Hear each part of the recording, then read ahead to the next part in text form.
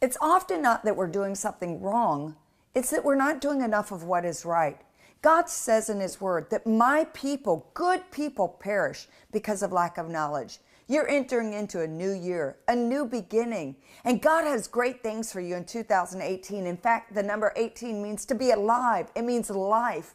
And so I believe that God has life for you, like the woman who was bowed over for 18 years, but that year, at 18, she was loose from that spirit of infirmity. I believe this is going to be a supernatural year for you, a year of seeing God's goodness and God's greatness, but God has a way of doing things. You see, God Himself, all throughout His Word, said, hey, all first belong to me. He lays claim to it. He says that first are holy. It's the irrevocable giving over to God, things that belong to Him that He lays claim to.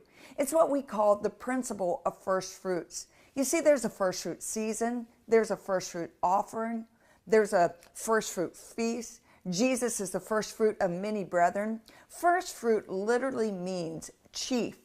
It means essential, fundamental.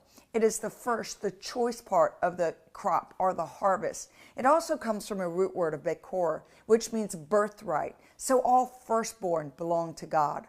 All first of harvest belong to God. All first of new beginnings belong to God. Everything that is a first belongs to God. Think about this in Joshua chapter 7. The children of Israel have just entered in and they've conquered. They've gone across the Jordan. They've conquered and now they're getting to their first city. It's called Ai. And suddenly, where they were having victory after victory, they get defeated. Why do they get defeated? The Bible says that Joshua falls down and he begins to cry out and he's praying. And God says, Joshua, stop praying. Stop crying.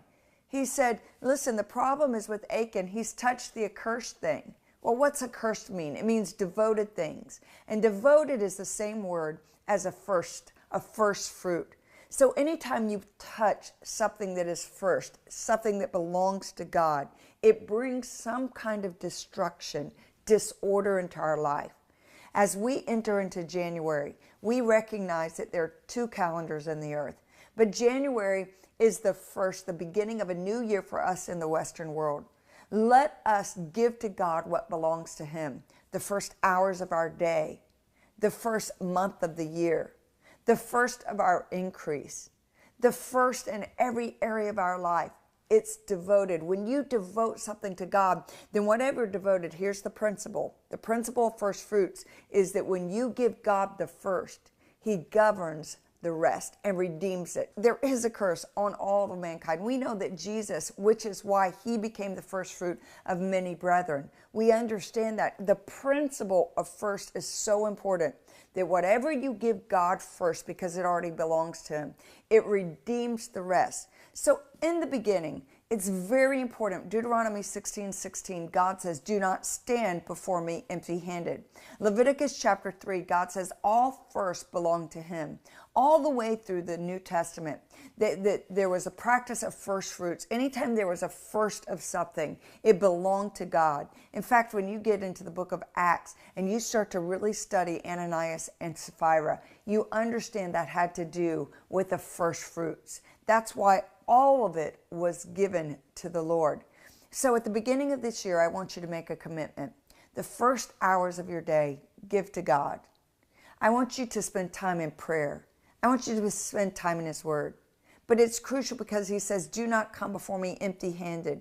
You see, what you do in January, no matter what happens in July or August or September, you literally are sending a signal for the promise which is to come.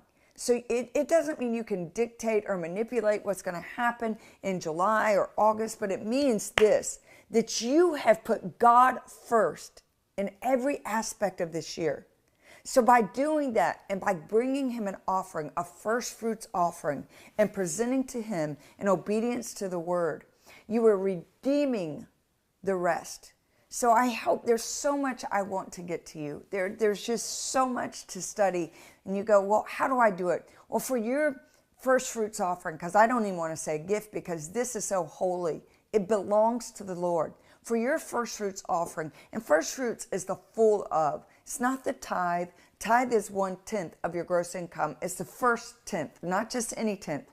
That's why it redeems the curse. But the first fruit is the whole of. Many of us bring one day. Some of us bring 1 week. Some of us bring an entire month's salary because we understand the principle of all first belong to God. When you present your first fruits offering of any size, I want to get to you my book. And that book is The Principle of First Fruits, that first things first, all first belong to God. I lay this out in extreme detail.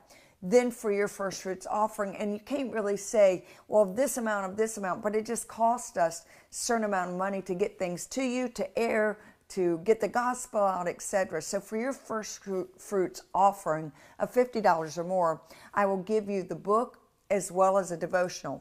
But then for your first fruits offering of $75 or more, you're going to get the book, the devotional, and a very special calendar with reminders of God's promises all through this year, that God has life for you. God has life for your relationships, for your finances, for your ministry, for your dream, for every area of your life. So right now, I want you to click on that button, and I want you to honor God with His first fruits offering by putting God first this year. Say, God, I honor you. Remember that where your treasure is, there your heart is also. So give to God what already belongs to Him and honor Him with a first fruit. And you watch, if you're June, you're July, you're September, if God doesn't divinely step in and intervene, I don't know what you're going to face. He does. But I know by putting Him first, you're putting God in your situation. You're putting God in your circumstance because His word cannot lie.